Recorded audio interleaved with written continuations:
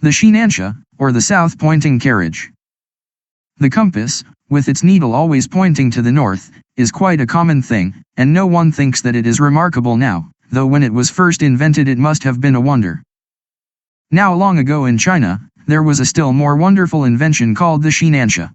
This was a kind of chariot with the figure of a man on it always pointing to the south. No matter how the chariot was placed, the figure always wheeled about and pointed to the south. This curious instrument was invented by Kodai, one of the 3 Chinese emperors of the mythological age. Kodai was the son of the Emperor Yui. Before he was born, his mother had a vision which foretold that her son would be a great man. One summer evening she went out to walk in the meadows to seek the cool breezes which blow at the end of the day and to gaze with pleasure at the starlit heavens above her. As she looked at the North Star, strange to relate, it shot forth vivid flashes of lightning in every direction.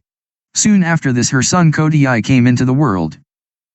Kodai in time grew to manhood and succeeded his father the Emperor Yui. His early reign was greatly troubled by the rebel Xiu. This rebel wanted to make himself king, and many were the battles which he fought to this end. Xiu was a wicked magician, his head was made of iron, and there was no man that could conquer him. At last Kodai declared war against the rebel and led his army to battle, and the 2 armies met on a plain called Takuroku. The emperor boldly attacked the enemy, but the magician brought down a dense fog upon the battlefield, and while the royal army were wandering about in confusion, trying to find their way, Xiu retreated with his troops, laughing at having fooled the royal army. No matter however strong and brave the emperor's soldiers were, the rebel with his magic could always escape in the end.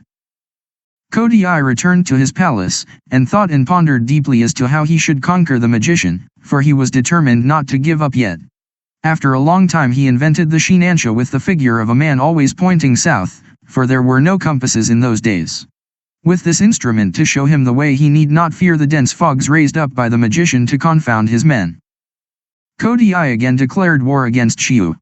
He placed the Shinansha in front of his army and led the way to the battlefield. The battle began in earnest.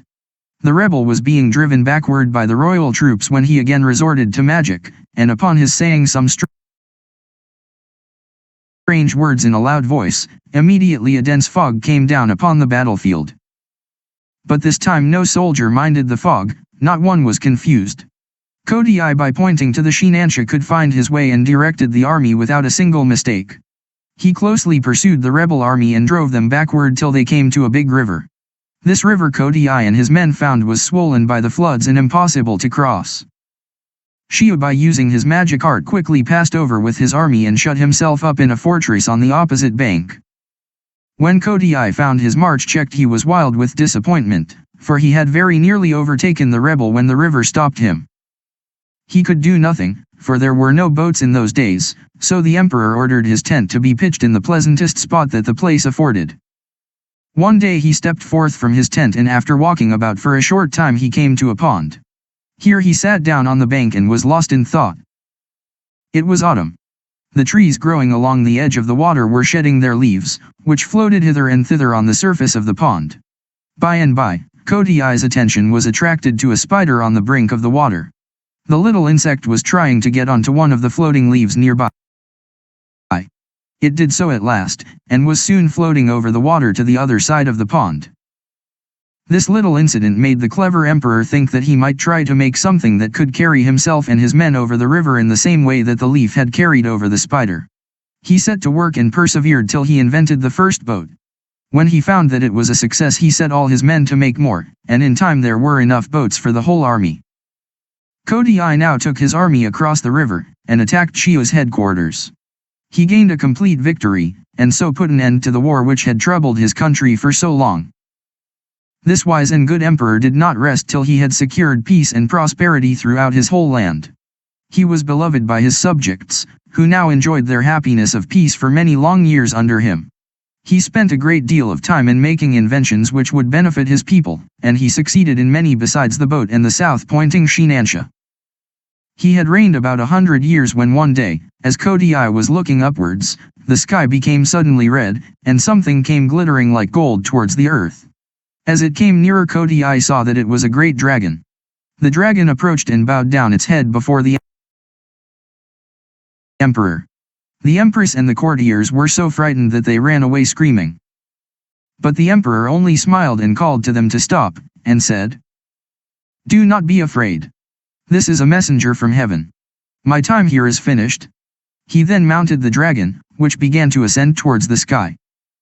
When the empress and the courtiers saw this, they all cried out together, "Wait a moment. We wish to come too." And they all ran and caught hold of the dragon's beard and tried to mount him. But it was impossible for so many people to ride on the dragon. Several of them hung on to the creature's beard so that when it tried to mount, the hair was pulled out and they fell to the ground. Meanwhile, the empress and a few of the courtiers were safely seated on the dragon's back. The dragon flew up so high in the heavens that in a short time the inmates of the palace, who had been left behind disappointed, could see them no more. After some time, a bow and an arrow dropped to the earth in the courtyard of the palace. They were recognized as having belonged to the Emperor Kotii.